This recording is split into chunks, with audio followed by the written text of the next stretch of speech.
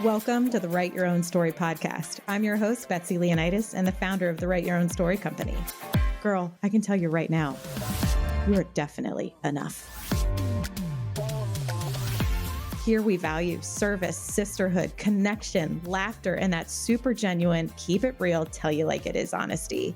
My hope is at the end of each episode, you realize you can do whatever it is you dream about and that you are not alone with what you struggle with. I'm hoping that you are snapping and clapping and hell yes in your way through each one of these episodes. So if this tracks with you, let's get started. I'm so glad you're here.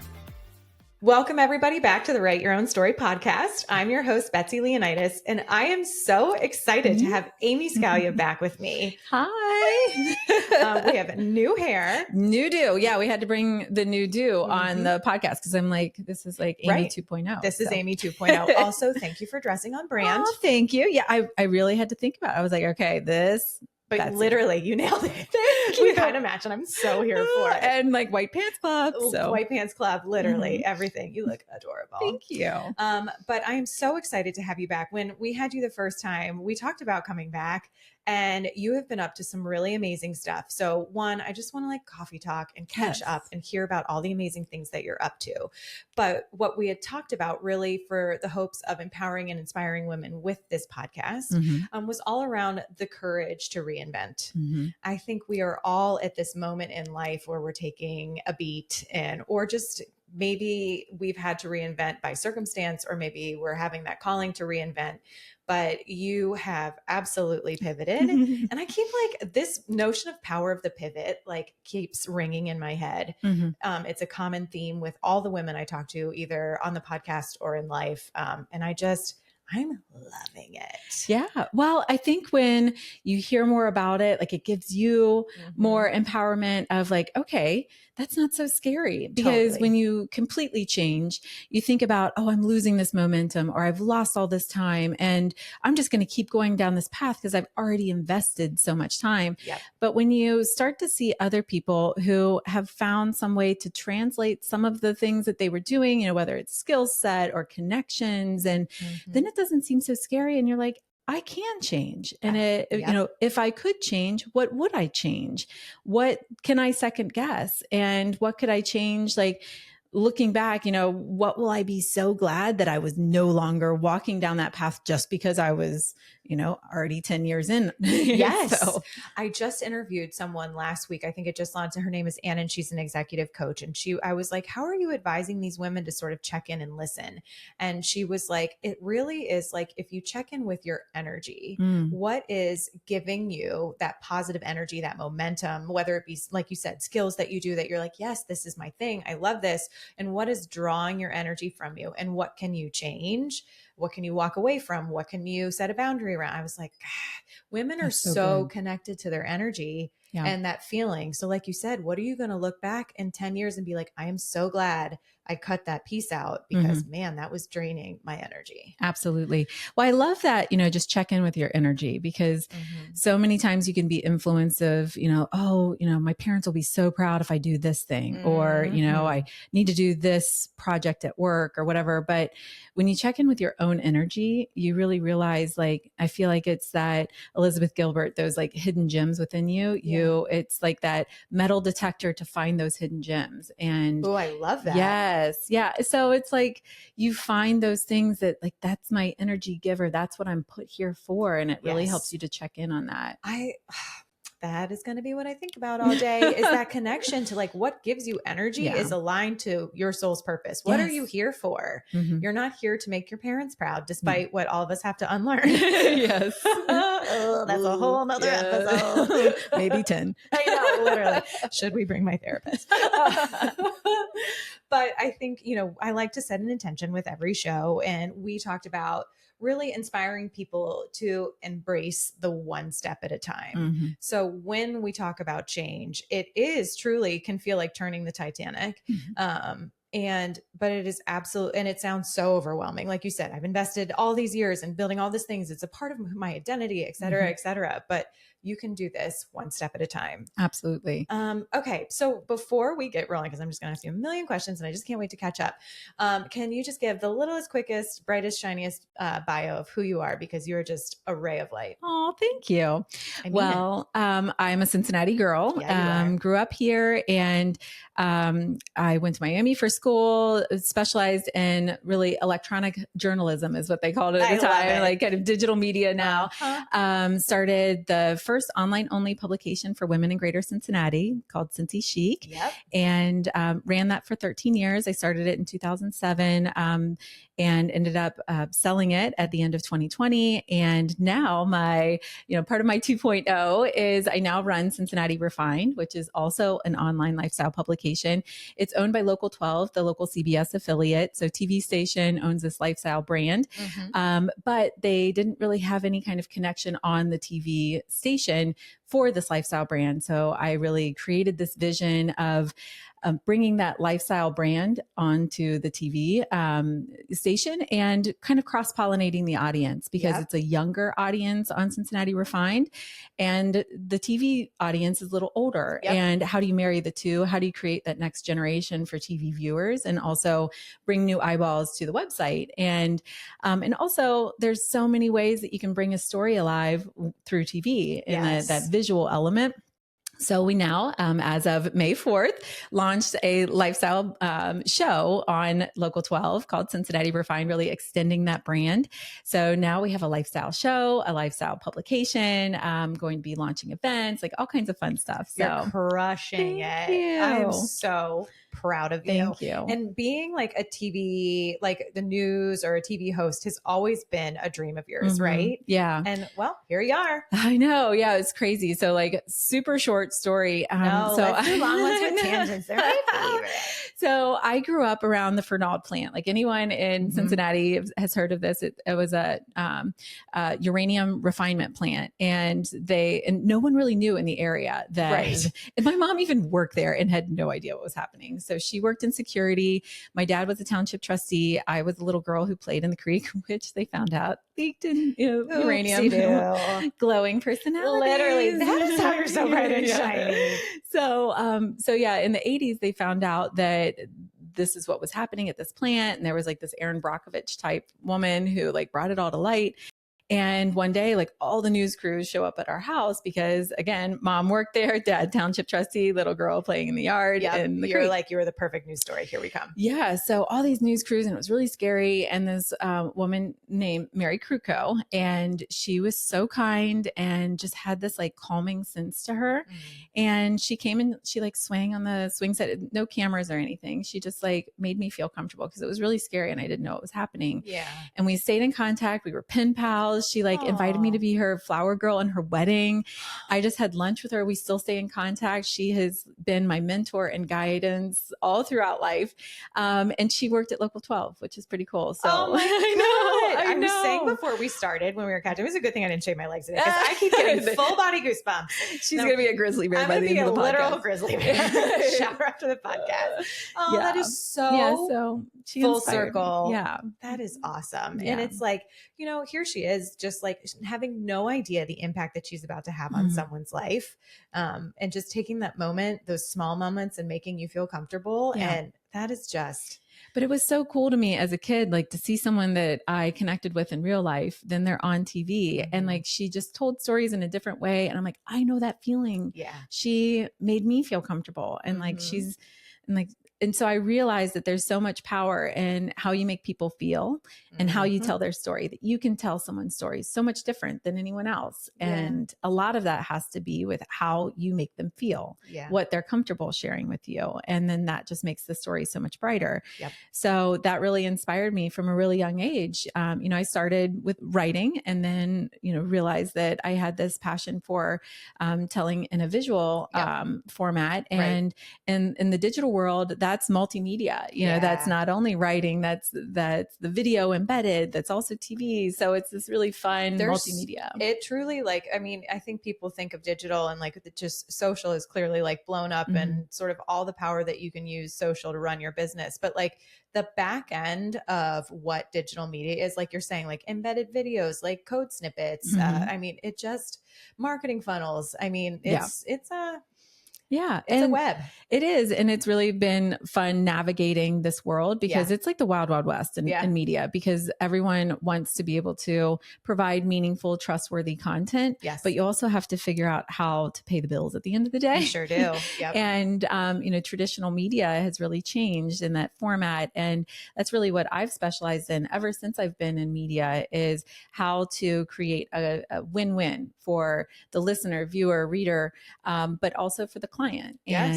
And so that's what I did with Cincy Chic. And now I'm doing that with Cincinnati Refined. So we talked a little bit about like the professional side and personally, in 2020, we started a nonprofit. It didn't start as a nonprofit. It started as a podcast where we wanted to share inspiring stories. And we call it PS, Never Give Up. It started because that's how we ended the podcast. And we say me, but it's actually my husband started it. But that's also his initials. Yeah. And so PS is his initials. It's also how he was ending all the podcasts. And we realized the power of, sharing, kind of lifting the curtain, sharing those behind the scenes and talking to people about their never give up moments. Cause you see the highlight reels, everyone's highlight reels, and you don't realize all that they went through or are going through. Yes. And everyone's got something. Yeah. And so it started in 2020. We had a little extra time on our hands and came up with this idea. My husband has severe rheumatoid arthritis, and he's on TV as well. And he's had to navigate the changes of, weight gain with having steroids. He had to go on steroids while we were trying to start our family. Right. And because the medications he was on had side effects for birth defects. So we had to go off all of those, went on a steroid, blew up. Everyone, all the trolls came out. Right. Had something to say. Hey, what's Amy feeding you? Yeah. And I'm like, actually, we're dealing with infertility, but thanks. But thanks. I also like pizza. Right. I also love pizza. And my husband is in like crippling pain and I'm trying to get pregnant, but thank you for your comment. Yeah, exactly. Thanks, troll. Bye. So we decided that people are going to make up their own stories if we don't share it. So it's time to be transparent and let people know what's happening. So he was very transparent about what was happening with him and his RA and our journey with fertility. And that inspired me to be very transparent too, because I was running a women's publication at the time. And I'm like, if I'm dealing with this, what if I opened up too? And so we just started sharing. And it was scary at the time because, when you're dealing with infertility, you feel kind of defective that this thing that I'm put on earth to do, my body's not doing it. And you just feel very vulnerable. But when I shared my story, so many other people came out. I've met some of my best friends through this and sharing. So we realized that there's that power in sharing the story. Yep. So that's where it started. But now we have a huge online shop where lots of, handmade items. There's a lot of branded apparel that have the logo on it. So it's great for giving like a meaningful gift or to have an everyday inspiration item for yourself. And then in August, we're going to be having a big launch party that like kind of brings it into the real space. So that's what like my personal initiatives and lots of professional initiatives too. I think, and some of us are just made to run on high octane. And you and I are of that cut. And I just love hearing that, like, you just can't help yourself in the most beautiful way. Like this is, I feel like you radiate authenticity. You love to think about things both like, from a content perspective and a business perspective. You love to meld sort of like what happens in real life to how that can provide value to the community. Yes. Like you are one of the most authentic people I've ever met. Truly. I think the same about you. Thank you. And I just that you are one of my favorite examples of like, do not dim your light. Yes. And some people, like for me, I'm going to just speak for me personally. So let me just project right onto you.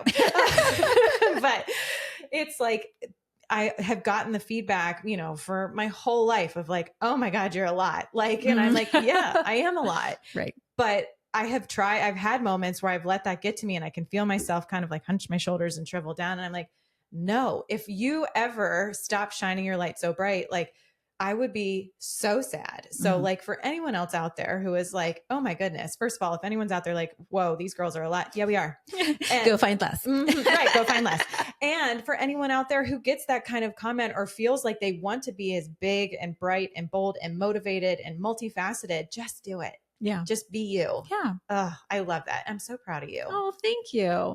You're a mom of three and a dog and the neighbor kid who comes to visit all the time. Yes. Yeah. And my husband, which, never grow up. Right. Yeah. Never grow up. Yes. Never grow up. Yeah. Yeah. It's a lot, but I think that that's the best compliment, because I had a wake up moment. Right out of college, I got a job up in Philadelphia, and it was the only online publication that I could find to work with that, with my kind of specialized degree. And I had a lot of time to think. And on those long drives back and forth, because I had actually met Pete, who I'm now married to, before we, right before I moved. Oh, silly universe and the timing. I know. So I had a friend that was like, it's going to speed up whatever is meant to happen. You're going to, fight for it if it's worth it. And you're just going to like, let it go. I got goosebumps again. Yeah. So, after about a year and a half of going back and forth, and I was like, I really want to get back to Cincinnati. And, but I had, the little like devil on your shoulder who was like, oh, well, there's no online publication in Cincinnati. Well, then the little angel's like, well, you created an online publication for this other like company up there. And if you can do that for somebody else, you can do that for yourself. And, oh, I don't have startup capital. Well, they didn't have much startup capital, and all these things. And I had this moment on that car ride where I was like, I will never have fewer responsibilities than right now. Ooh, God, that's so wise for being so I young. know. I was like, at the time I didn't have, kids. I didn't have any responsibilities. I was like, now I can eat ramen and just like make it through. Yep. And I'm like, I'm going to have more and more excuses later in life. Now is the time. And I even hear myself saying those same things now. Yeah. Because even though I have a lot more on my plate now, where I'm just like, I will always find an excuse. There will never be a time when I look at my plate and be like, wow, it is clear. I can now start adding fun things that I've always wanted to do in my life. Yeah. And I'm just like, the plate will always be full of something. Right. And now is the time, because you will never have the energy that you have right now. Truly. You will never have that. And you will never, and that energy and that spark is what you need. That's what you feed yourself on when you are chasing a dream. Yes. You will never have more energy than you have right now. Even though you feel like you're dealing with a lot, there will never be more of that than right now. It's so true. I read somewhere, and it has been in the back of my head replaying, that like before you become like quote unquote successful, when everyone now sees this polished TV show with these amazing guests and sponsors and a multifaceted media company that you have built, there's so much cheering that you have to do for yourself. Yeah. No one's clapping for you while you're building something, because they don't see it yet. No. And so like you have to dig deep into that spark, into that energy, into your why. Yeah. To keep going. And you have to like power through the imposter syndrome too, because you second guess yourself so much. Like another station in town, they launched a lifestyle show right before ours, and like beautiful set, amazing, talented, host and everything. And I'm like, who am I to think that like you're freaking Amy Scalia, get on the TV? No, but like, you second guess yourself. For sure. Or even starting now, PS Never Give Up. We have a 501c3, and I'm like, well, who are we to start? Like, throw another one into the sea of like all the, like the economy is what it is. Like, are we going to be able to carve this out? And it's like, no. You were given the idea for a reason. Yes. And you feel this energy for a reason. It's your time to make it shine. Yes. And you just have to do it. You just have to do it. One of the Are you a stay-at-home mom who has an idea you just can't stop thinking about, but worry that adding something for you will negatively impact your family? Are you a corporate mom who's got a passion for something and is desperate for more freedom and flexibility, or really anything in between? Are you in business? Maybe it's full-time or a part-time, but you're feeling stuck? Are you overwhelmed, or maybe it's exhaustion, or just genuinely don't know what to do next? Well, trust me, I know how you feel. I've been exactly where you are today. I've been the mom drowning in her corporate career. I've been the mom staying home, but secretly feeling like she's meant for something more. And I've been the mom terrified that her business will impact her family too much. which is exactly why I started the Female Founders Academy, because the world needs what you have to offer. Women deserve mentoring, clear, actionable guidance, resources, and a supportive community. And that's what Female Founders Academy is all about. After my 20-year marketing career at everywhere from McCann, New York to Deloitte and some amazing stops in between, I became a consultant and an entrepreneur once I had 4 kids, 4 and under. In the past 10 years, I've built both a nonprofit and an e-commerce business, and now I'm here with Write Your Own Story. The good news is I know exactly what it takes, and I'm here holding my hand out to help the women behind me live the life they're dreaming about. I'm literally obsessed with business, and absolutely nothing would make me happier than helping women live the life they dream about. That's exactly why I created this Keep It Real, inspiring course built to foster community full of very simple, sharp, tested, highly effective steps that get women feeling simplified, organized, confident, and clear on their business. It's a 5-week community course from October 2nd through 30th, meeting just once a week. Normally price is $9.97, but with early enrollment, you can get it for as little as $6.97, and there are only 20 seats available. We have weekly 1.5-hour interactive classes led by me where we walk through material together and work through it. I offer 30-minute one-on-one consulting sessions just with me so we can talk about your business and get your plan just right. You have access to the interactive Female Founders community of women. These women are amazing, and I love seeing you guys support each other. Not only that, but I want to make sure you keep going. We've got quarterly accountability check-ins so that we can all get together and celebrate what's working and what's not and keep each other moving. With this also comes a printable workbook, digital templates, and recorded trainings because, life happens and sometimes you miss a class. You also get early access and discounts to all future Female Founder Academy offers. Don't forget, only a 20 student limit because I want these women to genuinely get to know each other, support each other, and help each other grow. Visit writeyourownstory.co/Female Founders Academy or just click the link in the show notes to reserve your spot and secure your discount. Don't forget, ladies, the world needs what you have to offer, and I am 100% rooting for you. I can't wait to get started. Do it. Mm-hmm. One of the things that I have learned in marketing and finding the courage to show up online. And it is so hard to not just be death by imposter syndrome because it's you are constantly fed content. So, and you often follow people in your category. So you're constantly fed things to compare yourself against too, by your own design. Whoops.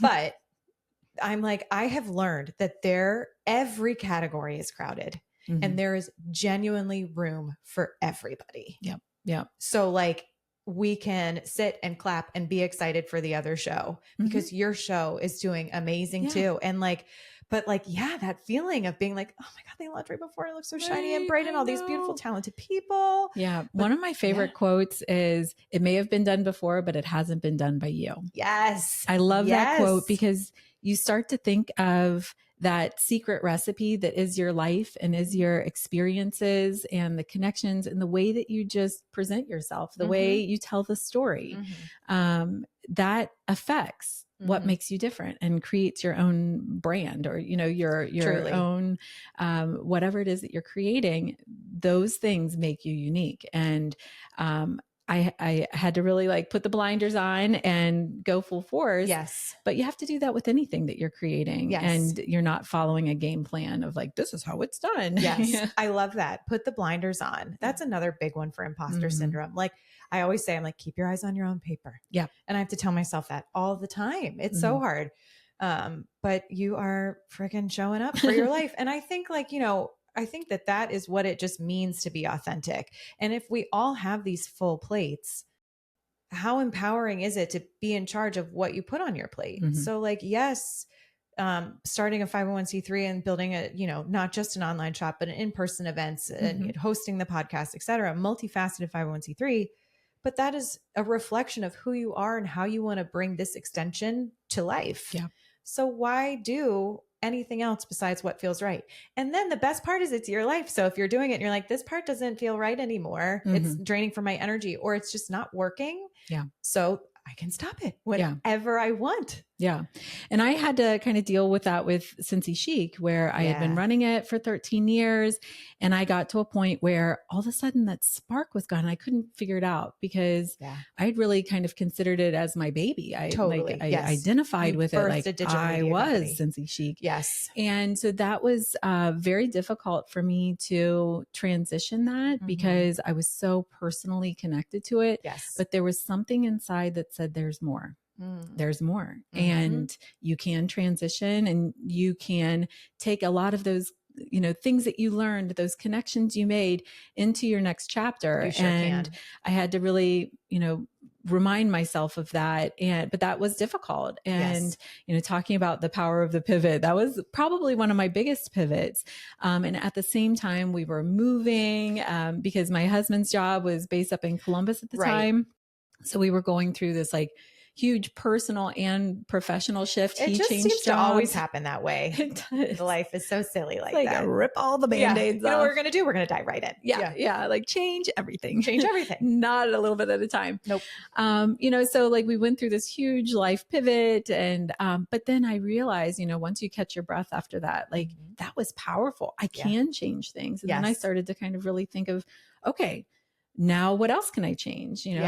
I'm now doing Cincinnati Refined full time. And what would I change about it? What can I mold it to feel more authentic to who I am and what I want to do with it and what I know how to do? And feeling that power of the pivot. And I feel like once you do it once, you're like, I can do this. And it's like, you're like, I got this. I know. Without a doubt.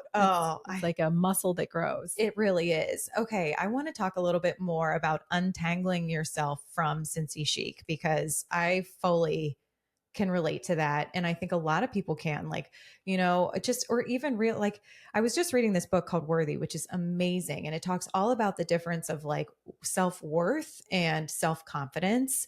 And that like so much of our worth is tied to external things that we present, but like truly everybody is worthy.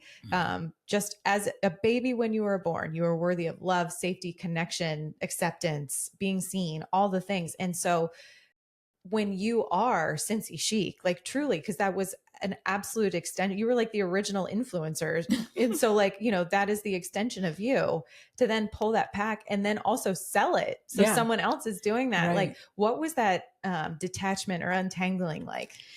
It was tough. I had to really kind of like pull in and reevaluate, who am I now? But I changed so much as a person throughout those 13 years of running Cincy Chic. I started it before kids. There was so much about it that I personally connected to. And I think that that's why when people would see me, they would not even say like, "Oh, this is Amy. This is Cincy Chic." And I'm like, you're like, my name is Amy. I know. I also have a name.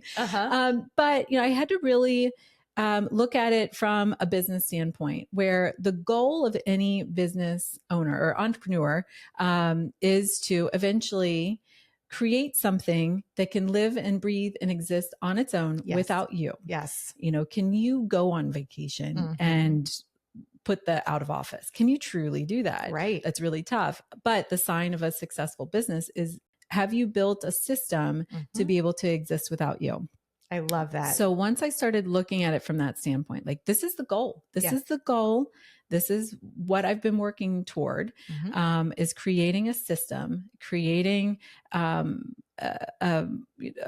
whole structure that can exist without me. Yes. And I've created it so much that someone else wants it. Yes. And it fits into their portfolio of what they've created. I just really had to focus on, this is the goal. I cannot be personally connected to this, because I did feel very caged in a way where, you get involved with sponsorships and, as an influencer type, in media, they want you to promote the thing. They want you to do this. So it was a transition of, I'm not going to personally, be guaranteeing that I'm involved in anything, because I really saw that transition happening. And also, that I could like see it as a college student that was going off to college. It can still call mom every now and then, but that it exists without me, and had to really see it as that goal. And I did not want to feel caged in what I do professionally, because you can do any job in the entire world. And you spend so much time of your life doing that professional thing, if you choose to do that. And I just was like, I want to feel like I'm on my own free will. Yes. I am not caged to this. And at one point, I did feel very caged to it. And I felt like there were so many things that, I just were put in my path where, meeting the person who ended up purchasing it, it was kind of a happenstance thing. And I just had to listen to the universe of like, this happened for a reason. That was crazy that they were in that spot and they were interested in these things. And this fits very well. And I just had to really listen, like, this is what's meant to happen. The door is open. Yeah. And it's been so freeing because now I get to do what I love to do. And I feel like I've worked so hard with my whole career to create something like this with Cincinnati Refined and with the show. And it really streamlines everything I was doing because I've been doing part-time work for the station for 12 years now. So almost right after I started Cincy Chic, I started doing some part-time work for the station. So I was like doing this part-time thing. I was an entrepreneur and it was like, now everything's under one roof. It's very streamlined. Yep. Feels nice and clean. Yes. And then I can shut off on the weekends and I do a lot of PS Never Give Up stuff on the weekends. Yeah. I do a lot of like original art. I do pop-up shops and that way I feel fed with that entrepreneurial spirit. I also feel very connected to the mission. Yeah. And that fulfills me in so many deeper, greater ways. Yes. I love that. And I think that that's so good for people who are entrepreneurs or considering being entrepreneurs to hear is that like, you are the only person who is in charge of how your day goes. And yes, you wear all the hats, trust me. But like, if you're going to put boundaries in place so that you're doing this to get out of the corporate structure where you are working, for the man and, they're emailing you at 11 o'clock at night and you're going to go out on your own, you're also equally responsible to learn how to turn off, to not show up on the weekends, to, build structures, as you say, for things to be able to operate in the back end so that it is not just you showing up. I remember with Elizabeth and Kind, there was a direct correlation to sales for the amount of times I got on social and was like, look at this. And I was like, I hate this. I felt caged. The one thing that drives traffic is the one thing you're not liking. It's like, because, and at first I was like, no, this is totally fine. I'm obsessed with all this stuff. I will absolutely talk about it. But then like, as when you first start entrepreneurship, so much of your worth is tied to sales, which that's got to go, right? Like your worthiness is the connection to your mission and you're doing something that you love. But I was like, okay, sales means that I'm smart and I'm doing this right. And okay, I got to get on and talk about this. I love talking about this stuff. But then I felt caged. And that is like my number one. No one can cage me. Nothing can cage me. So like no one puts baby in the corner. Nope. And so I don't know. I just remember that icky feeling where I was like, I need to change something. So when I, have merch and stuff like that for this business, I do it completely differently because I'm like, no. Well, you learn those lessons. And I think that's the best thing about a 2.0 is that you get to say, how would I do these things differently if I could just do it all over? And there's so many things where it's like, that went a whole lot better than the first time I tried to learn that lesson. Yep. But when you're talking about the power to change and like that focus is like something that has been my mantra. There were so many things about my life, with like with Pete having rheumatoid arthritis and he's now had double hip replacements, double knee replacements. And, there's so much that I can't control. Yeah. The, icky bad things in life. But then, and you can get in that downward spiral of like, man, why do things not work out? Why is this so hard? Right. Why is my life not so easy as, so-and-so? But then I realized that, there were some things like my health, for example. I would always kind of default of like, and I haven't taken care of myself. I haven't gone on a run in like months and I love to run. Yeah. I'm like, well, Amy, that's one thing you are in charge of. Yes. And, even though it is, you can give yourself all the excuses in the world, like, oh, but I've got to take care of this and this deadline. Well, if you got up a half an hour earlier, you could have gone on that run before everybody woke up and started needing you. Yeah. And like, once I started to really look at myself and like the things, what don't I like in my life? What things of those things are truly unchangeable and out of my control? Okay. Put those aside. Don't focus on those. Yeah. What can I focus on that I can change on that list? And I realized that there were a lot of things on that list that I could change. And just one at a time, I was like, I'm going to focus on this and get it better. So like with all of this stuff going on, with PS Never Give Up and the big launch and, with Cincinnati Refined and the lifestyle show and like completely changing the format of that. Yeah. And kind of connecting that to what I feel is authentic to me as a leader of it. I also really wanted to focus on myself. And so health this year has been a huge focus. And I have to tell you, this past weekend, I ran my first race in 2 years. Oh my God. And I came fourth in my age range.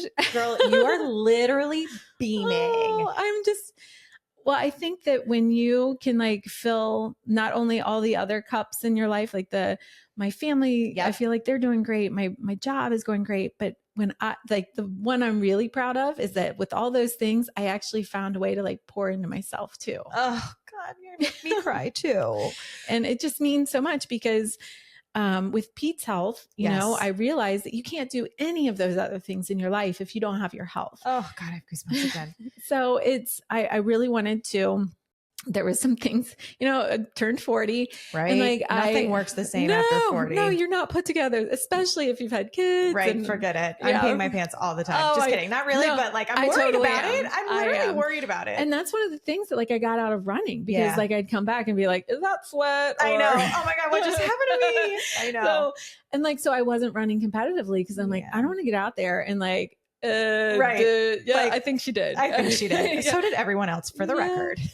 So I kind of like got out of running. And then I was like, again, those are some things that were on my list of like, what don't I like about life right now? I was like, I'm in charge of that. So I hired a personal trainer, but one that does everything virtually. Cause I was like, the time that I would spend driving there could have been working out. And like, I don't have all the time. Right. So you've got creative. Creative solutions are everything. Yes. Okay. So you've got your personal trainer who's virtual. And helps with all the things, not just the running. But you know, like I was like, okay, I need to work on my core and like, you know, feel put together differently. So helping me focus on these things that are very individualized for me that were keeping me back from the things that I love. And then you finished fourth, literally fourth. It was a small race. I will give you that. Matter. It wasn't like the flying pig or anything. Was there more than 4 people? There was more than 4 people. Then you crushed it.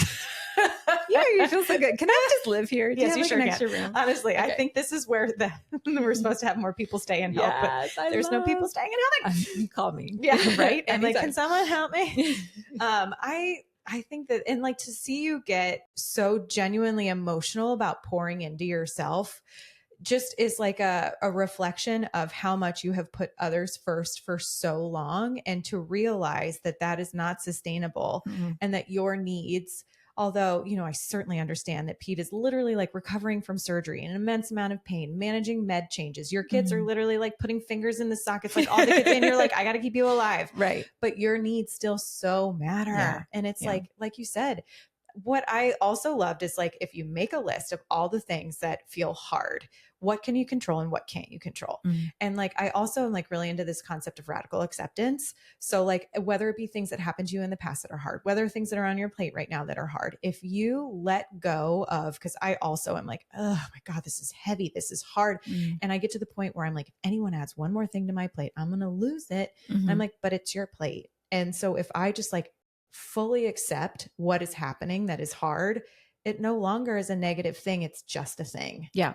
And you just keep going. Absolutely. And I love, you had a previous guest who was like, you know, once you make the decision, you don't second guess what would have happened with that other thing. Oh, that was so powerful for me, because I that's happened so many times. Like, should I have sold Cincy Chic? You know, what would life be like? You just like have way too much time on your hands if you're like thinking about like, what would life be like if I made like a different huge, you know, that's decision. Like a 3 a.m. thought or a shower thought. Yes. You have no extra time on your hands, girl. But the thoughts, they don't stop. No, they don't.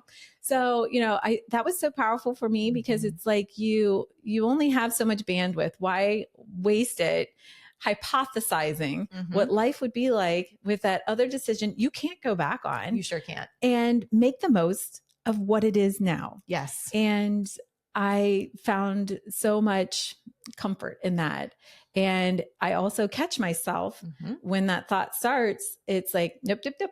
There's nothing you can do about that. No. And just make the most of it right now. Use that bandwidth with, okay, what can I do right now? Yes. What's one extra step towards the positive that I can make to make myself feel better. I think that, like you were saying too, it's in reflection of like the decisions that you've made, but I also have found it helpful in decision making in real time. It's like, okay, sit with it.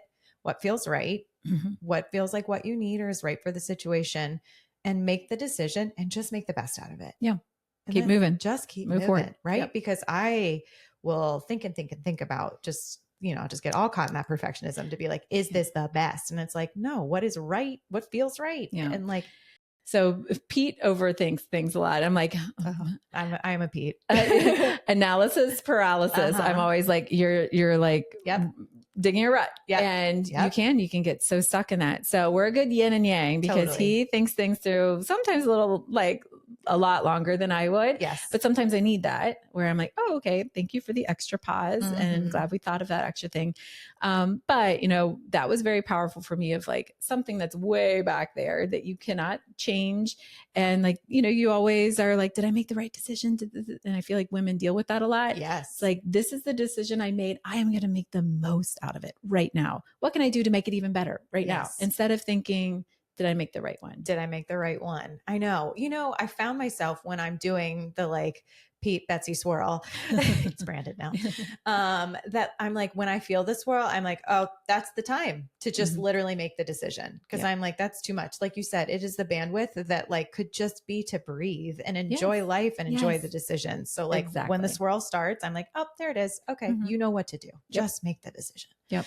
Oh, I love that. Okay. So when we think about having the courage to change and, some of the things that you talked about with selling Cincy Chic and leaning into Cincinnati Refined is that like the universe sort of opened these doors for you. Was it more of like also, and okay, you also talked about like that kind of cage feeling, that like energy draining where like you felt sustainable or not sustainable. Was there anything also that was like really driving your courage? That was it just sort of like this calling of like, I'm ready to do something different? When people are, I'm thinking about whoever is listening and they're like, you know what?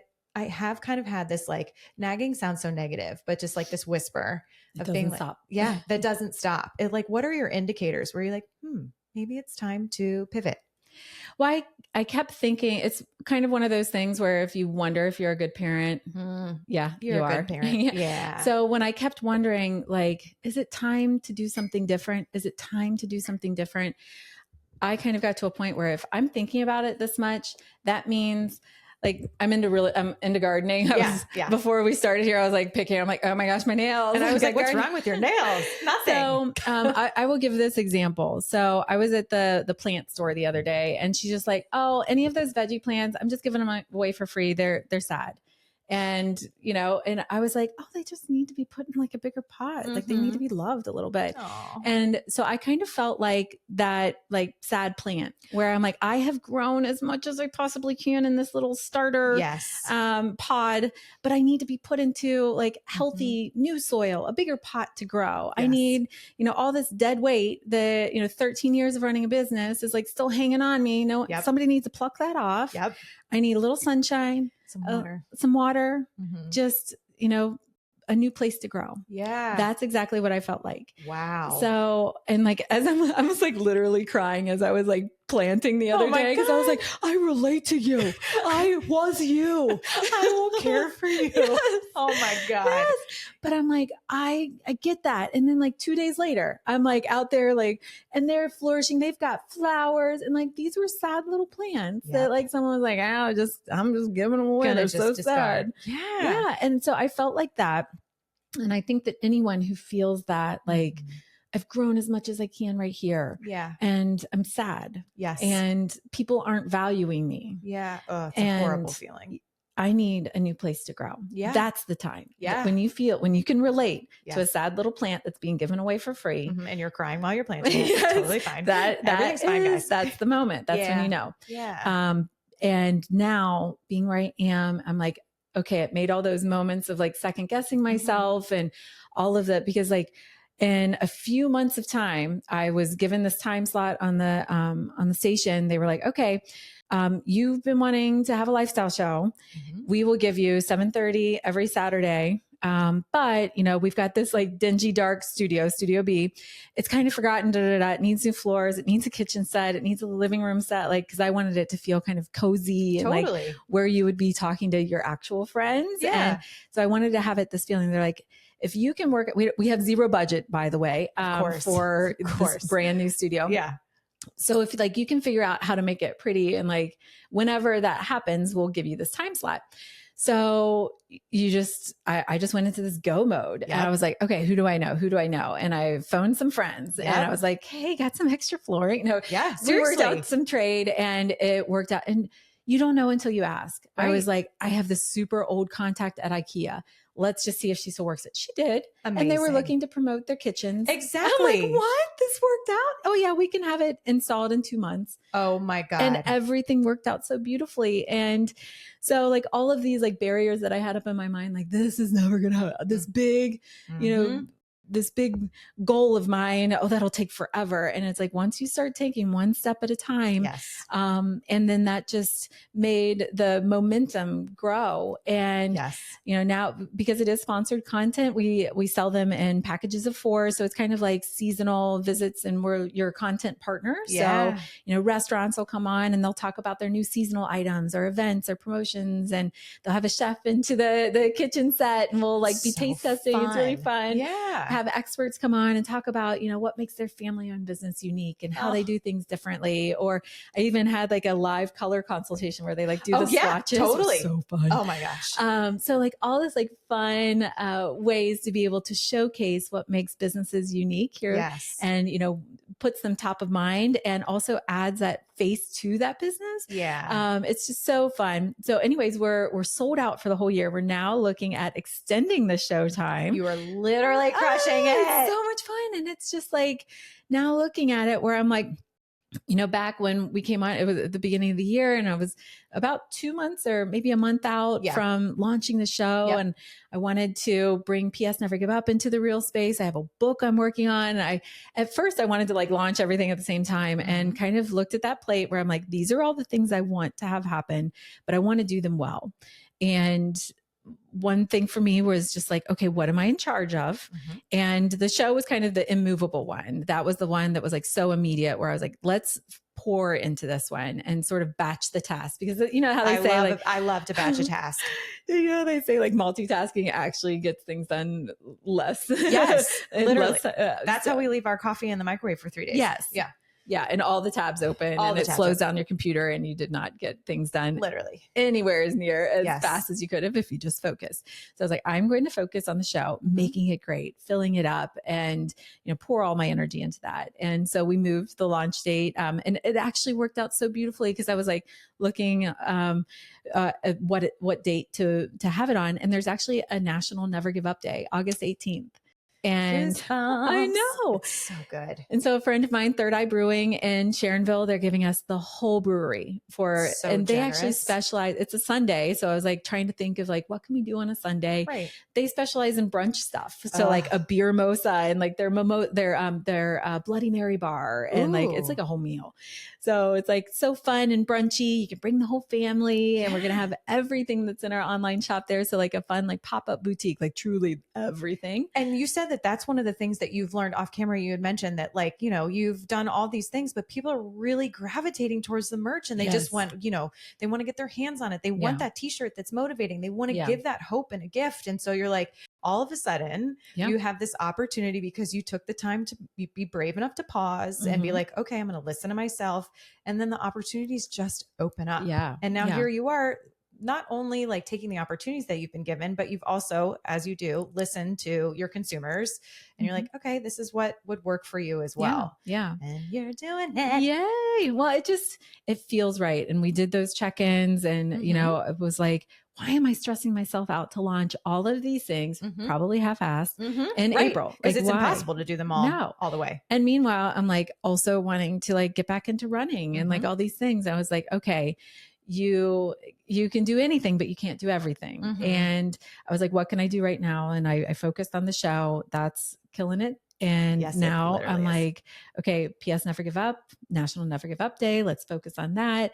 And then I want to do the book. My goal is by the end of the year. So I'm giving myself grace of like, okay, let's piecemeal this all out. We don't have to do it all at once. Because I want to do it well. And you look at those things and say like, what can I do right now? I want to do all the things, but just one step at a time. And then it doesn't seem so scary. And you feel more empowered because you have a plan. Do you also feel like, this is all new news to me. And I'm also in that same phase where I'm like, I have a multifaceted business and I'm like so excited about everything and I want to launch them all at the same time. And I'm like, nope, this is the one thing at a time. I find I'm able to enjoy the one thing so much more. Absolutely. It's like, why do we have to do all the things at once? Like the reason, especially if you're an entrepreneur or if you've made the pivot in your career, like we did this to fill a bucket, to find personal fulfillment for joy. Like we'll miss it if we're spinning all the plates at the same time. Absolutely. Well, and also you have to think like you're a mom and young kids, and like last night, like I had all the things to do, and like I'm one of those where I'm like, okay, like I can't sleep until I've like done this project, or like I can't enjoy life until the dishes are in the dishwasher after dinner. Like I can't move on to the next room. Can you come over? Yeah, I know. Well, I'm like, and so, but it was a beautiful day, and the kids wanted to get in the pool. And I'm like, you know what? I work so freaking hard and I never get to just sit out there and enjoy myself by the pool. Yes. I am going to, and it was just so empowering. Like I walked out, I was like, I looked at the dishes, like as I left, like I side-eyed. I was like, I'm leaving you. I'm leaving you. I'm leaving you. These are the moments where I literally like to say, fuck it. With the enthusiasm. Hell yeah. I'm like, fuck it. I want to go leave in the pool. Yes. And I did. And I was so proud of myself. And like phone was down. Like I just was, and the amount of times my kids looked at me just to like see if I was looking, and they weren't even saying like, watch this, how they do that like a million times. Yes. I realized I was like, all of those like little moments of validation of like, mom's here. She's here. Watching. She's here. I was like, I would have missed all of those like 80 million times that they looked up at me and like wanted to see if I was watching, and like it was beautiful. It's so good. The phone is such a distractor. And it's hard because you bring it out because you want to take pictures of them having so much fun in the pool and you want to remember these moments, but then it's like you can't help but flip it. I can't help but flip it over. I find myself, I'm like, why are you not making eye contact? Like you are, I mean, I don't really bring it to meals and I've gotten a little better about that, but like, it's hard when you work from home and it's fluid. So like, I'll hop up from my desk and I'll come into the kitchen to get myself something to eat, and the kids will be with the sitter and they're talking to me, but I'm still like in the middle of something. And I'm like, wait, this is like the moment of the day until I'm off duty at 4:00 that like they want to connect. Yeah. Well, and especially if you're an entrepreneur, it's like that is your revenue. Is the phone. It's like, oh, you like that pool? Well, this thing makes money to pay for the pool. Truly, like literally. Yeah. So it is tough, but just enjoying the things that you're creating, the things that you're working so hard for. Yes. Because I find that, like Brene Brown, we have a I was joking with Betsy. She has like framed pictures of like all the people that she like loves and inspires her. So Brene Brown, her friend that's in a picture frame over here. Oh shoot. Are we out of digital content? Look at this. Hold on. I recently turned my basement into a home gym, literally all from Amazon, and I could not be more obsessed. I got an elliptical that I actually love, a reformer that I'm obsessed with and is saving my life, and all my decor that makes it not just a home gym, but feel bougie. I mean, we're talking wallpaper accent walls and a chandelier without breaking the bank. Now I have space where me and my 4 kids can all work out together. I love Amazon because I furnish or style my home in a way that feels like such a reflection of me without having to break the bank. If you're like me and get a little bit sad, okay, maybe more than a little bit sad, when there's no package at the door, then you are my people. Also, I think we need help. But until then, visit amazon.com/shop/write your own story, or even better, click the link in the show notes and shop all my favorite finds in fashion, beauty, home decor, organization, and more. From my cart to yours, these are the treasures you don't want to miss. So Amy was just making fun of me because I literally have framed pictures of strangers in my house. Okay. Yeah. So like as Brene Brown says, like we have a framed picture of her over here, which is hilarious among all of your other. Do you think she knows that she's literally a framed picture in my home? I think you need to let her know. I have a framed photo of you, like a friend. Like, you have your family members in picture frames, and also Brene Brown. Literally right outside the store, I have pictures of me and Jenny, me and Laura. And then here is Brene Brown and Sarah Blakely and Reese Witherspoon and Gabby Bernstein. It's amazing. So as your friend Brene Brown, who's in a picture frame, says, she has this quote, and I'm going to not quote it directly, but basically, joy fuels resilience. Ooh. Yes. And I mean, this is all based on studies. She's scientific, scientifically, joy fuels resilience. So you have to really like lean into those moments of joy. Yes. Because that is like your piggy bank of when you really need it later. And I think as an entrepreneur and all that, you have to be your own cheerleader. You have to be like, pick yourself up because no one's doing it for you. No one. And though that resonated with me so much, where I'm like, when I feel those little like sparks of joy, lean into it. Like, oh, this is the moment. Like I'm going to be here, all here, because that's going to fill my piggy bank when I need to pick myself up and like, I need the resilience later. Yes. And when times are hard, I'm going to know that I leaned into that moment of joy and filled myself back up with that. And I am just now also realizing that like those moments of joy, also I crave moments of peace, but both of those can be 30 seconds. Yes. And it absolutely fills the bank. Yes. I'm like, normally I used to be like, well, the only time I can find peace is in the morning with my journal when the kids aren't up yet and whatever. But like, I can walk outside to my backyard and just take a deep breath and sit in the sunshine for 30 seconds and I find it. Yeah. Or the joy where you're like, okay, like I'm just going to, pop out to the pool and we're going to swim for 30 minutes. That's it. It's all there. Like it doesn't have to be this big orchestrated thing. No. That's new news to me. Brand spanking news. Well, I think with this, when you plan your life out, like, oh, I've got this and then I've got to be here and this, but like, you've felt that spark before. Yeah. Where like you're in a moment and you're like, wow, the kids are playing so well. Like nobody's like fighting and like you just sink into it. And it can be 30 minutes. It could be 30 seconds and it is fleeting. It's nothing that you can plan. Right. It's like that guest that shows up at your house and you just invite her in and say, hey, this house is dirty. Yep. I was not expecting you, but have a cup of coffee. Right. You're welcome here as long as you don't judge me. I know, but like, no one does. Right. No one does. Oh, that's so good. I feel like, when we think about the courage to reinvent, and one of the, like the constant theme that we keep talking about is the power of the pause and sitting and thinking about what do you need and like, what's that next right step? So when we think about, you took the moment to be like, okay, this is all too much on the plate. This is what I can control. And you figure out what you can control. How do you determine what the next right step is? How do you not overthink that one? Well, I think it's different for everyone, but for me is what can't wait. Like, and also like, there's all those things of like, okay, I have to build this before I can do these things. And you kind of like look at the whole picture and be like, okay, what is the most timely thing that needs to be done right now? Like what can't wait, or what is the foundation that needs to be laid before other things build on top of it. Truly. So I think you just look at the big picture and recognize that it's there and kind of break it down into building blocks of, what needs to be laid right now and what can I build on top of that later. And once you sort of have that in place, but there's always going to be things where you're like, okay, that didn't work out very well. I need to change this now because otherwise it's going to be a pain in the butt later. Totally.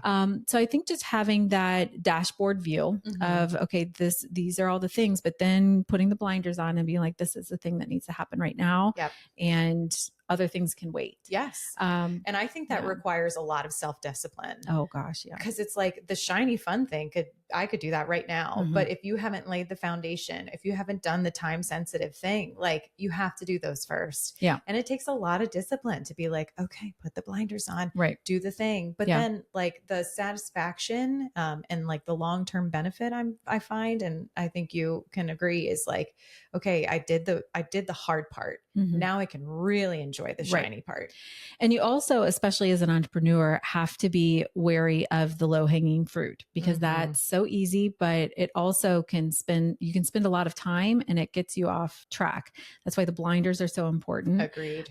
Because there's always going to be some low hanging fruit and it could be like a quick, easy sale, but it also doesn't feel authentic to you. It's not aligned well with your brand.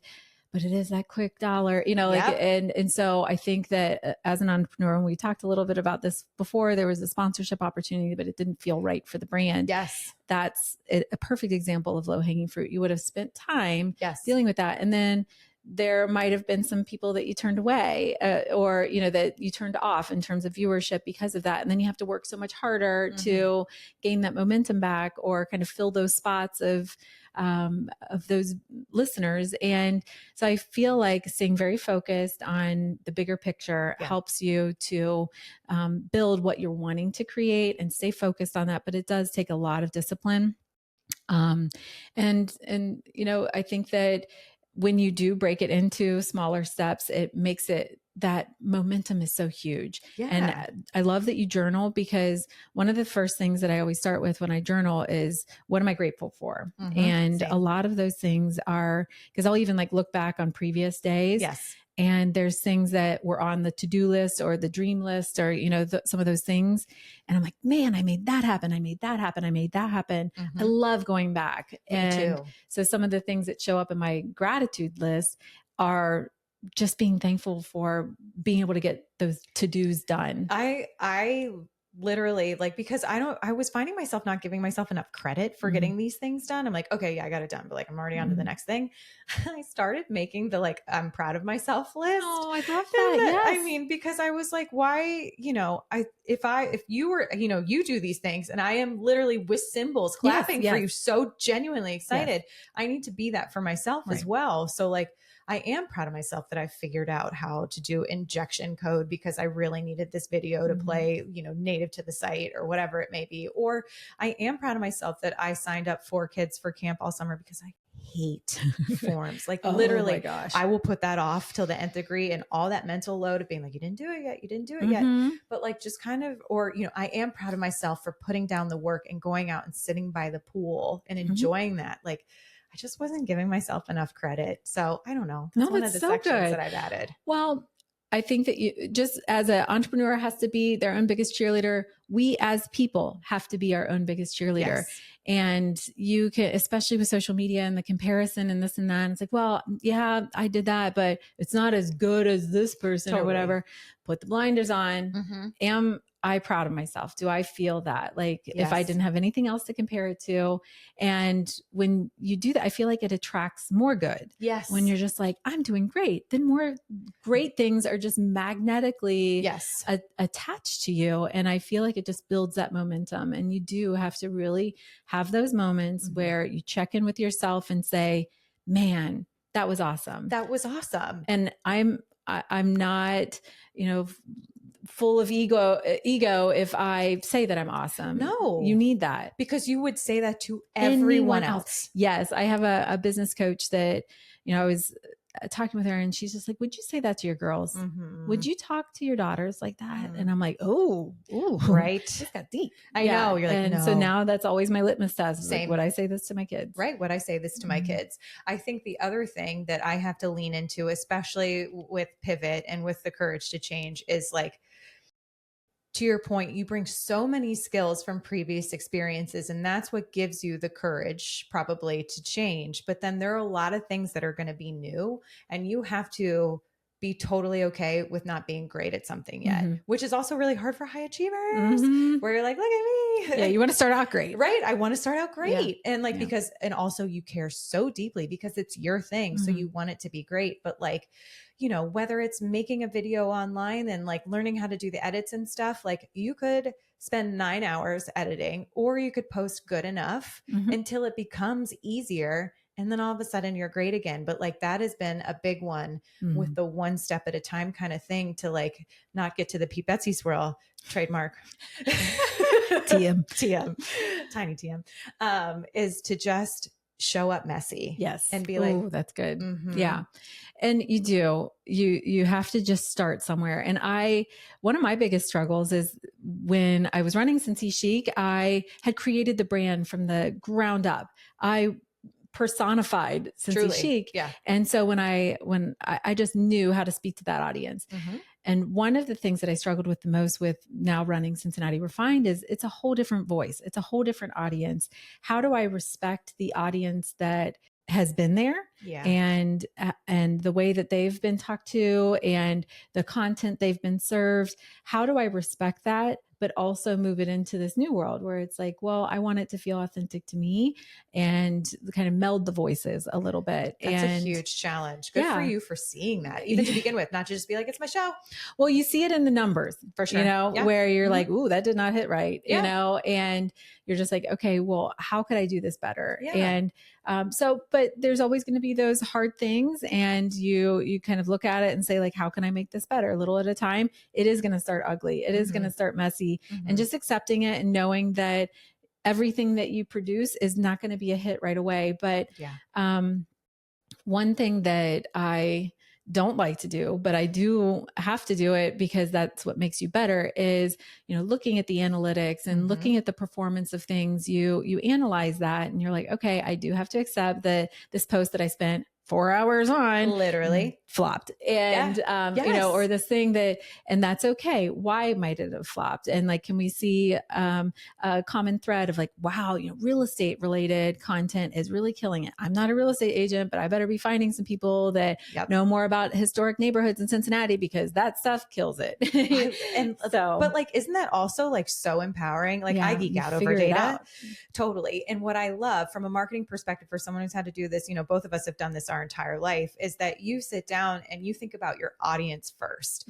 And I think that is so important when people are talking about their business, because it is so hard not to it's not even an ego thing. It's just you're so in the weeds of like, this is everything I've built and I have this vision and this and that. So when you get on any type of platform to talk about your content, you're talking about what you have to offer. It's like, you have to talk to people, not at people. And I feel like that is just such kudos to you to be like, to honor the fact that you're like, okay, the numbers are telling me that I am trying to meld two audiences, which is so not easy, by the way. Right. But you're like, but I have all this kind of material to work with. Okay, let me dig into the data, be like, real estate's killing it. Like I am, and to also know I need to ask for help.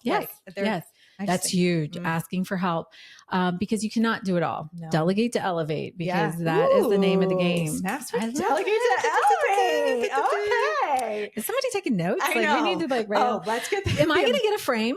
Am I going to get a frame? Girl, I'll get you a frame. I'll get you a target frame. I'll get you a target frame. I need your headshot. Quotes. It has to be a headshot, because only my friends get headshots that I black and white literally saved down from the internet. So actually, don't give me one. I'll find it.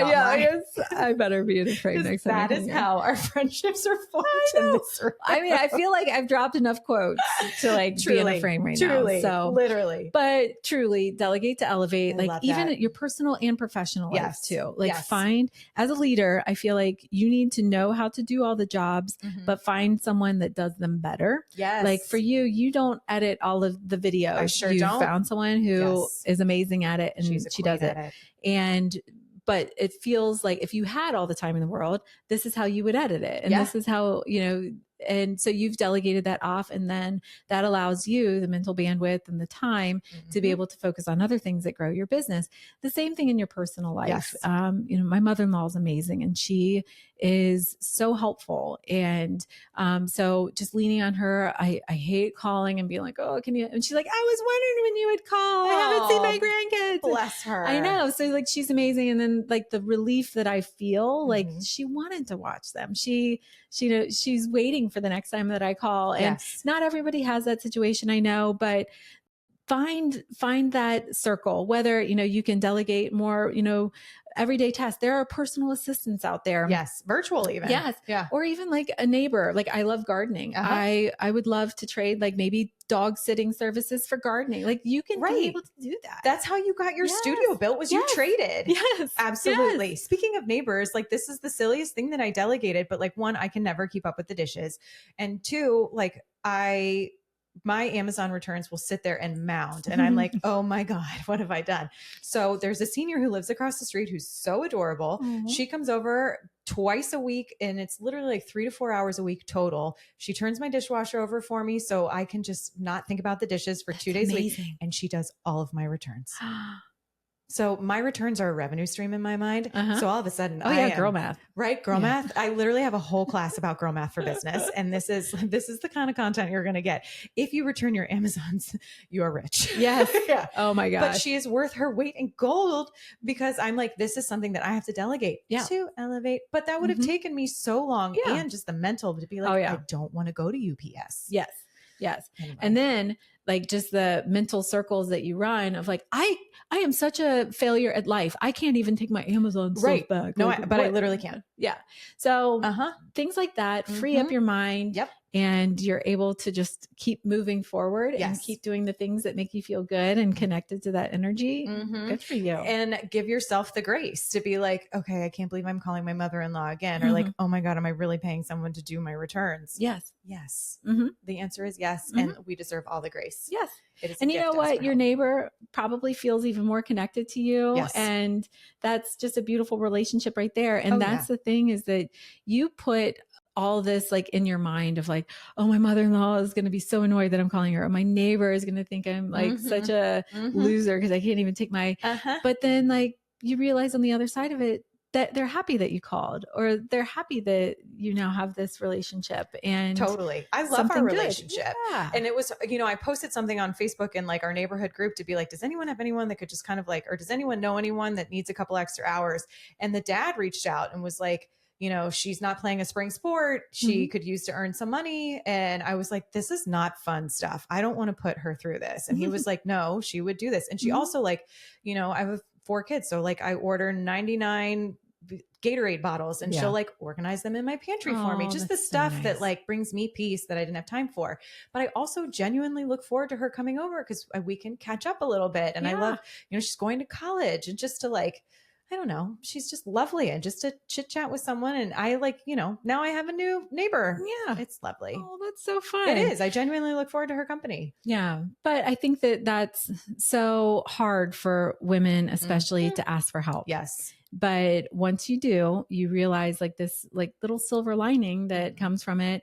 And again, it doesn't always have to be, you know, if you, it doesn't have to always be like paying for this or that, but you do realize that you have more time and you have more bandwidth and you have the ability to do things that are more powerful to you. Because especially as a single mom, you can't do all the things. No, it's just not possible. I'm still telling myself that. It's hard to let that go. But yeah, it's true. And as an entrepreneur, like you feel like you have to do it all and like you don't have the budget to do it all, but you trade for services, you can trade for this and that. And I even like the gardening thing and the dog sitting thing with my neighbor, I'm like, this works out great. Do you really do it? Yes. I love that. Yeah. Oh my God. See, so you just got to get creative. Yeah. Okay. So if we think about really the notion of having the courage to change, we've talked about so many fun things today, but I think the common themes that keep pulling up are, you know, sitting in the quiet and that, and also like that whisper becomes no longer quiet. So like you can't ignore it when really you do need to change. The scope of how you change can be whatever you want it to be. It's your plate. You get to put what's on it. You get to also run how that's produced. What do you put on your plate? One thing at a time, all the things at the time.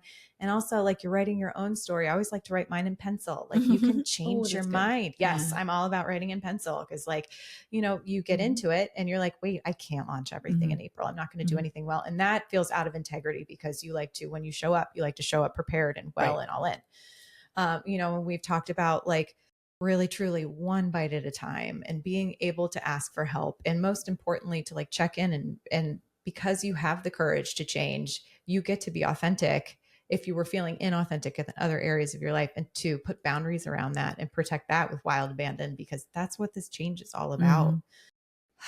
This is so good. I do feel like it's maybe this is what 40s are. And I also feel like there's sort of a societal awakening where women are like, I don't have to do what you told me to do or what you expect of me to do, or honestly, even what I said I was going to do. I am different. Anne, who I interviewed last week, she was like, I'm same skin suit, but a different person. I know. I was like, ew, but I get it. Yeah. Like it totally tracked. I was like, that's true. Like, you know, we all evolve over time. And like, I remember I was interviewing Emily when she left a corporate career and it was like, no, I said I was a corporate girl. I can't leave. Right. I felt the same way. I was like, no, I said I was this, but like life, you change. Yeah. And giving yourself the ability to evolve and change. And it's like getting to, I literally feel like a whole new person now. Like I got the new haircut to match it. And I feel like just this, it's this new excitement. And I didn't realize how much of a rut and how caged I had felt. And now I just feel so much freer. And I'm also really proud of myself for having that courage. Yes. And it's empowered other things in my life of like, oh, I don't like that. I know I can change it and I'm going to feel better on the other side. It's going to be a little difficult. It's going to be tough getting through it. But you relate those things to so many others. And it's just so empowering to know that because you have been going down a certain road, you don't have to be on it forever. No. And there are so many ways, like, I mean, there's just so many ways to be able to learn a new skill. You don't have to go back to college. You don't have to do this or that. Are you like me and taking at least an hour to plan your meals every week and then to grocery shop on top, only to find out that I throw away half of it because I didn't have it in me to season and chop and prep night after night? It's so embarrassing and I feel awful about it. Are you also like me and worry about if any of the things I buy are healthy enough for me and the family? Well, let me tell you about Hungry Root. Hungry Root is my partner for healthy living. Hungry Root helps me save time, save money. I shop sustainably, and I eat what makes me feel my absolute best. Their mission is to make it easier for more people to eat healthy and feel great every day.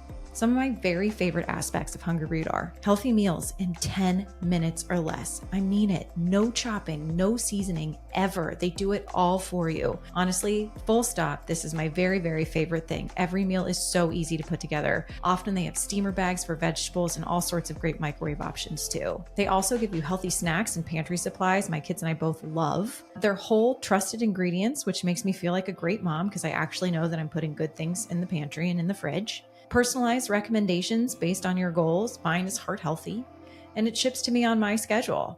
The best part is also less food waste. No more throwing food out each week, which feels amazing.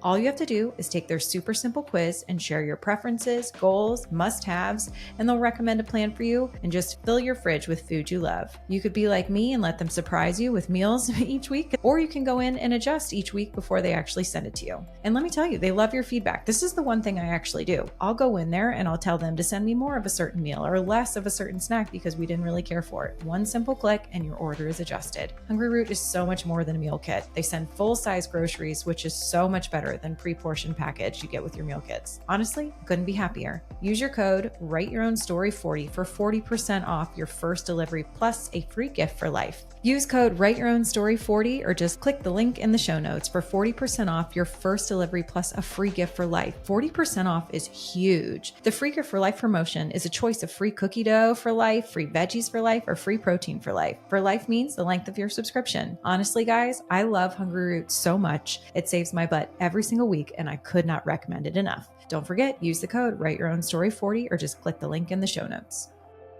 Or that you've taught yourself how to do this whole podcast thing. Literally no idea how to do it. And even the difference between the last time I came here, like you were learning how to use this camera before. Literally. We were like online. We're like, Google. We literally Googled what model it was. Do you remember that? And like just a few months in, you're like, boop, boop, boop, 3 clicks and we're on. And I'm like, look at her, expert level over here. Right? Because I was okay. Well, it was hard, but like those moments as and I remember even feeling a different energy from you then because you were being brave enough to sit in the quiet and in the making of the new, 2.0. And that like, so if you are in the middle where you are figuring out what camera model you have, you were like, my stuff hasn't come to fruition yet, but I'm sitting in the quiet of the change. And that is scary. The chrysalis mode. It's the gooey. You're gooey. Yeah, and you're gooey. Now you're just like this big, beautiful butterfly. Yes, you too. Thank you. Aww. Look at us.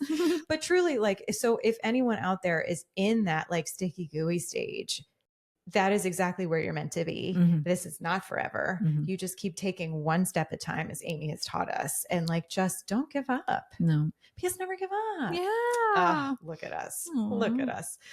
Okay. I am so excited. So you have all these beautiful things going on. If we want people to spend more time with you and get invested with these things that you were just like pouring out love for, how can we find you on Cincinnati Refined? And then let's do Never Give Up too. So the website, CincinnatiRefined.com, and on social, it's Cincy Refined, and you can be following along and see all of that. So if you're not hanging out at home at 7:30 p.m. on a Saturday, a lot of people are because it's prime time. Yeah. But we have all of the shows and all of the segments. We push those out on social and also digitally online, so you can catch it there. Whatever works best for you. Yeah, but you're airing 7:30 p.m. Saturdays. Every Saturday, local 12. Yeah. And then that's a big deal. It is. I'm not done talking about how big of a deal that is. You're like, let's stay here. Yeah, you're on freaking TV. It's fun. It's amazing. Fun. And you're sold out. Yeah. And they're trying to extend your time in prime time. Yeah. It's really fun. It's just a dream come true. And also that I'm navigating something new. Yeah. This is something new that, for the company in general, that they're really letting me pave my own path with this and creating this whole model from scratch, because it is sponsored content, but I knew that it could be done in a not icky way. Yeah. It doesn't have to feel like, used car salesman, even though there's a lot of great used car salesmen, but it doesn't feel icky in a salesy way.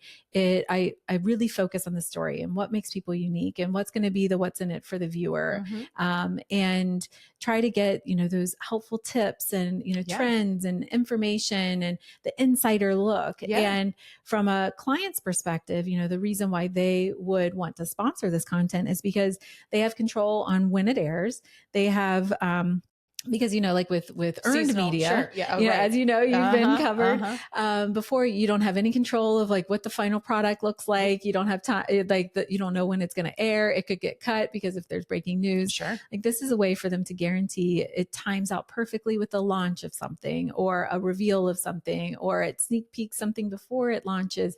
It's just really a great way to be able to know that you're going to do TV, editorial, social, and have all those bases covered.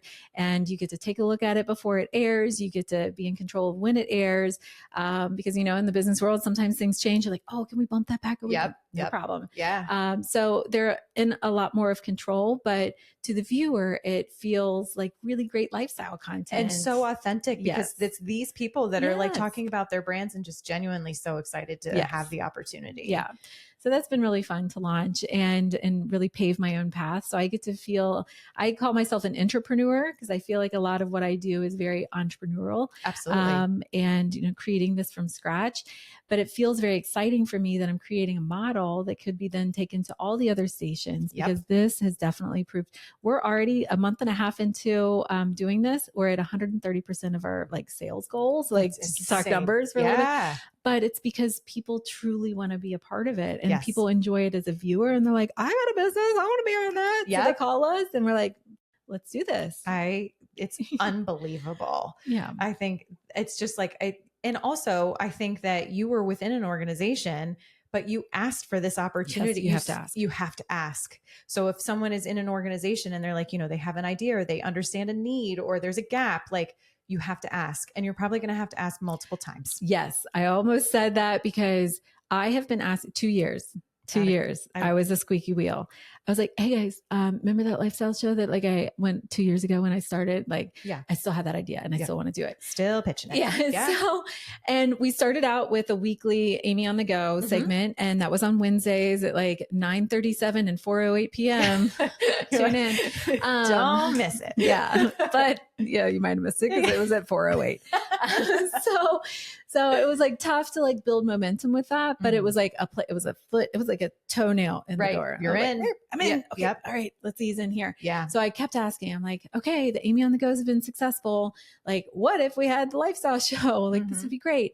And then that's when they were like, okay, we've got a dark, dingy room and a time slot available. And you're like, perfect. Later. That's all I need. That's all I need. I got a toe in. Yep. Right. That's it. And I just like the door swung wide open, because you realize you have all these connections, people that, might want to promote their business, but they didn't have marketing spend, but they have materials. And like that was the flooring example. Yep. Calling IKEA, and they were like, that's perfect timing. We actually were just given a budget locally to promote that we have kitchens. No one knows that IKEA does kitchens. And it was just like, this worked out beautifully. Like this big, huge, hard task, this thing that I could have totally given up on because they were ignoring for like 2 years. And it just felt like I was just getting the closed door. But I knew in my heart, because when I thought about it, it gave me so much excitement just to think about. And I'm like, I could see it. Like I could feel it. You can see it. Yes. You can see it. Yes. And I just would not give up on it. And I knew that it could happen if I was just annoying enough, brave enough, farthest thing from annoying. Yes. But, but also come prepared with numbers, because like I went in with my numbers from like the Amy on the Go segments, and I was like, look, like this is a random 3 minutes on Wednesdays. Like imagine if we had 30 minutes on in a prime time slot. Like imagine what this could do. And I know with traditional media, you're used to doing these things, but I'm the new girl on the block. I focus on digital. I focus on that multimedia approach and how can we integrate? If you're looking for the next generation of viewers, I have a plan. And when I went in with all the numbers and prepared and very confident, because it's scary, when you're talking to these like people who are like, this is the way we do it. And, what do you know? It's so easy to be like, yeah, you're right. What do I know? Or I've already asked, you've already said no 3 times. It's like, oh, I can't do this again. But you can, because you can see it. That's the other thing, is like, if you can see it, do not give up. Yeah. Because someone, whatever you believe in, gave you that vision for a reason. And it's that hidden gem, and it's up to you to find it and make it come into reality, because that's your soul purpose. And you can have multiple soul purposes. I feel like I have several, but when I put that metal detector across that, I was like, this is it, this is it, this is it. And I did not give up on it. And I'm still not giving up on it. I was like, okay, we sold it out. Where's my hour? Right. I need more time. And you're going to continue to expand it and live and learn. And it's going to be, it is amazing, but it's going to continue to grow. Okay. So everyone is tuning in at 7:30. If not, you can find all the content online in all its different forms. If you're a brand and you're in Cincinnati and you want to be able to highlight why you love your business so much, this is such great information for Cincinnatians to have. Reach out to Amy.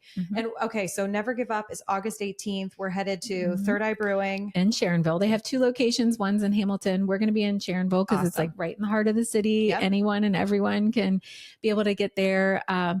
And it's on National Never Give Up Day, August 18th. It's going to be from 10 to 2. And we're going to be pushing that out on PS Never Give Up social. So on Instagram, this is PS Never Give Up. You can always find it. I recommend people go to psnevergiveup.com. That's when you can sign up for our newsletter. You can find the online shop. People really have been gravitating to that shop because people are like, yes, like we even have like infant, things like, oh, my friends went through IVF and, I gave them a little onesie that says PS Never Give Up. I was like, I love that. And it's meant so many things to so many different people. To us, it means, getting through or going through and making the most of life with chronic illness and dealing with fertility. But that we have heard how many different ways that message relates to other people. We've had a wife of an alcoholic, and she has, everything. She has blankets and shirts. She's just like, I want my house covered and never give up, because every day we have to he in particular has to make that choice to never give up, that his family means more than that drink. And that's what that means to them. I've heard from women who are in male dominated fields, and she's like, I bring my water bottle to work every day and I take a sip because sometimes I have to just like, you're like, guess what? I'm never giving up. So it means so many different things to so many different people. So I definitely recommend, checking it out and signing up for that newsletter, so you're the first to know about this and so many more events in the future. Because talking about the vision, because what the 501c3 does, we provide grants and resources to those who are dealing with chronic illness, seeking fertility treatment. So just our story in a nutshell is that Pete has rheumatoid arthritis, and when he was diagnosed, he started immediately on his biologic medication. to be able to bring that inflammation down and to get them out of pain. Yeah. Because when you have a chronic illness, a lot of times there's pain and you just want to get out of it. Yeah.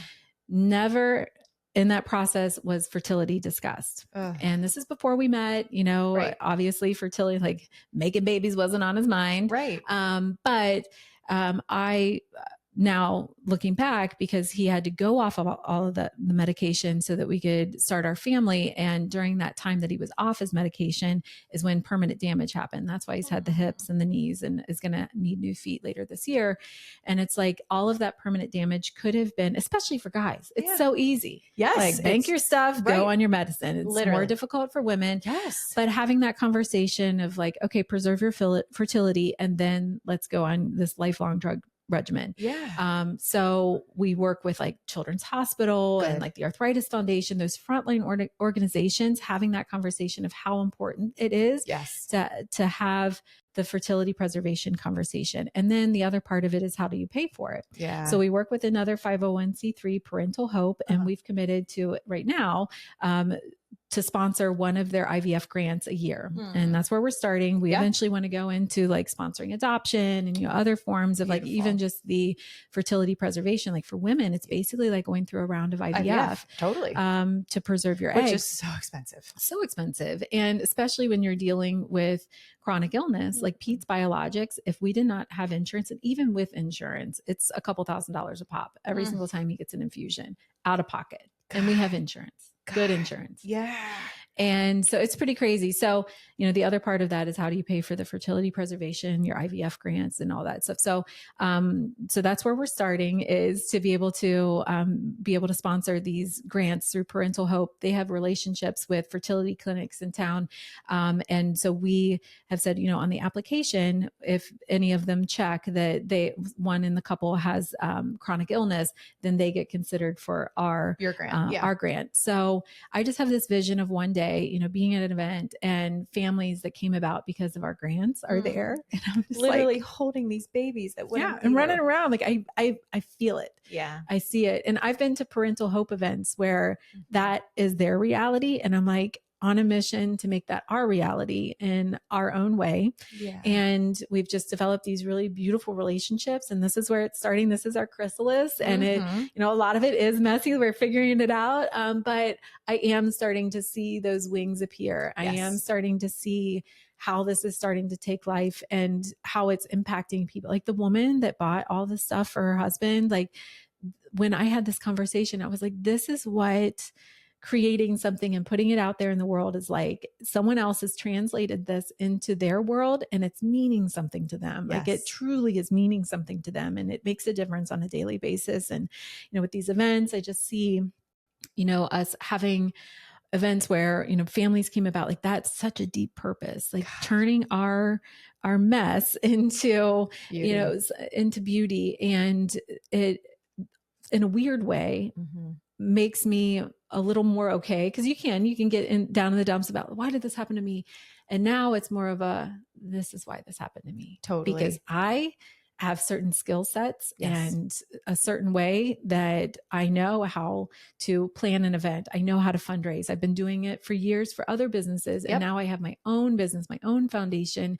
And I now have the way to be able to connect with people with this message. And I empathize with them in a way that, you know, I can relate to you in a way that if I had not been through it, I wouldn't know what you're going through. I don't know what you need. Now I do. Yes. And so I had to go through it to be able to make this difference. There's something so cathartic about giving purpose to pain because, you know, everything, there is such purpose that you can find in it. And you have to accept what you've been through, which is, it's not fair. You know, everyone's got their thing and it's hard and it's not fair. But if you can put some purpose behind it, I think that I see how cathartic that is for you. And I see how it gives such purpose to all the things that you have experienced, and that this truly all lines up with your skills, with your experiences, that you can turn that into some beautiful gift to the world.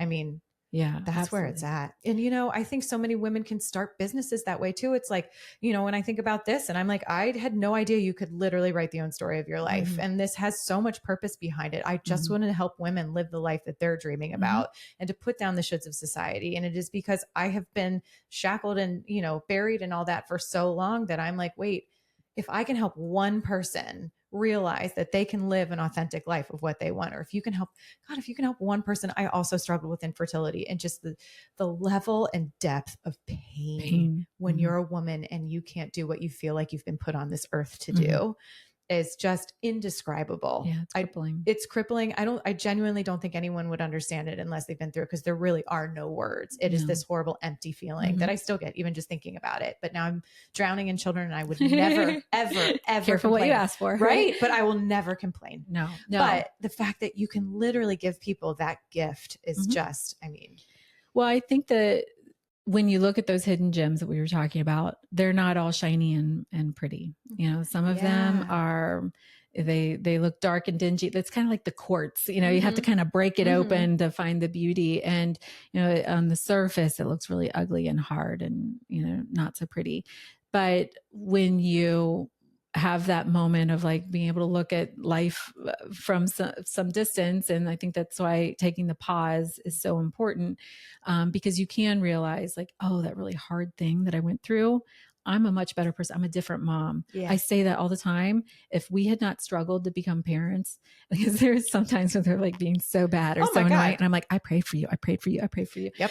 Right. I asked for this. Yes. And I remember, because if it had been easy, I would take so many things for granted. Perspective is a gift. Oh my gosh. And so I say all the time that I'm a different mom and a way better mom, because it wasn't just given. Yeah. I had to really work for it. I had to make so many change it. Like I had to really just decide I want to be a mom, and I'm going to get laser focused on that, and did all the things that I possibly could to make that happen. And it luckily for us did. But, you know, now looking back on it, I am a way different mom. Yeah. And I'm so thankful for it, because it's different in a very, very good way. And I wonder a lot about, you know, the mom that I would have been had all this not happened. And I know in the depths of my heart, I'm a way better mom because of it. And, you know, I feel like I'm a way, you know, better entrepreneur, or, you know, way better in like with this connection to the purpose. If we had just started a nonprofit because, you know, that's what you do, and you or even just like giving back to any organization. I just feel so connected to this. And I feel like even with Parental Hope, we are different. Totally. And we have niched down even further because of the unique story that we have in connection to that purpose. There's no one else doing what we do specifically, and we're not in competition. Nope. We've learned how to make all boats rise. And I think that with creating anything is to find how you personally connect with that, and how to make the all boats rise. And, you know, it may have been done before, but it hasn't been done by you. Right. And like, there's room for everyone. And no matter what, like, you are impacting people's lives. And I love that you guys work together. I think that's so beautiful. Sometimes it's like, okay, do I, you know, get on them about, you know, doing another podcast or the dishes? Like, what do I do? What do I do? I know, right? It's like, it's a coin toss. Just do it. Yeah. Oh, gosh. Well, it has just been the best to witness this like fresh, I mean, you were such a ball of light to begin with, but like, I can tell that you literally, you have your wings. You're like, I am doing it. You've come through the sticky part, and it's just, I mean, it makes me so happy for you. And I hope, and I know that women listening who are like feeling that caged, yucky, sticky, this is all the inspiration that they need to find, you know, that what is that saying? What is that mantra? Like what, you know, we're got you in a frame, like, you know, but those are the things that you're like, okay, that's my mantra. That's going to keep me going. So thank you for taking the time to come back out here as you're doing all the things with such a full plate. Well, you too. And it's exciting.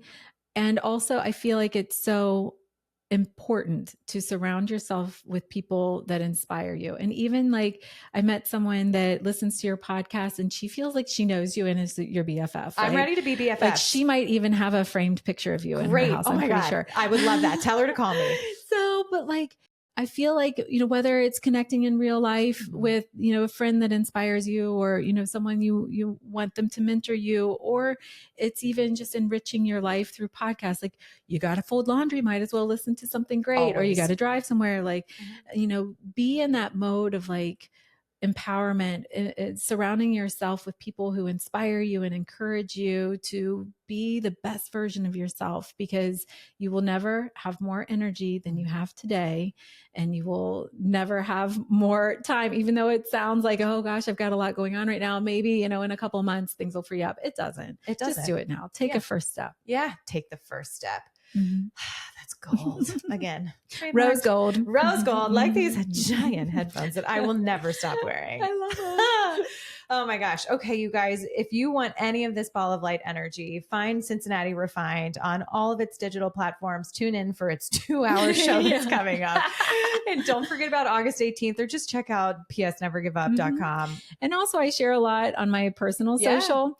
So that's Amy Scalia TV on both Facebook and Instagram. I'm all the time, sharing just little snippets of life and, motivation. I think my headline there is like mom media motivation is like kind of my 3 things that I'm always just trying to circle around. And those are very me. So I share a lot there, and, reshare a lot of Cincinnati Refined and also Never Give Up stuff. Yeah. And so that's a great place to just a little snippet into life. Yeah. Well, and you want it because you are just a ball of sunshine, and everyone deserves to have your energy. And they're like, it is absolutely translating. And I'm like, yes, I'm ready to go for the day.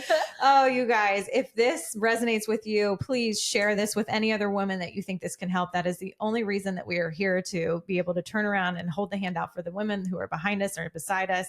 And, to keep each other motivated and to keep going, to let you guys know that you are not alone in whatever you are struggling with, and that we are all right here with you. Yep. Amy, I love you. I love you too. Thank you again for this. And you guys definitely check her out and feel free to share. And we will absolutely catch you next time. Thanks everyone for listening. Bye. Bye.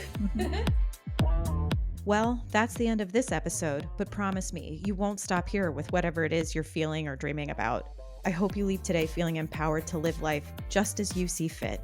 If this podcast was helpful to you, it would mean the world to me if you could leave a review on whatever platform you're listening on. I genuinely just want to help women live the life they dream about. So if this type of content tracks with you, subscribe to this podcast or visit our website, writeyourownstory.co, to download digital courses or to grab a journal and a mug to just dream in and dream with. It's your life, lady. Do you. And just remember, I'm rooting for you, and you've totally got this.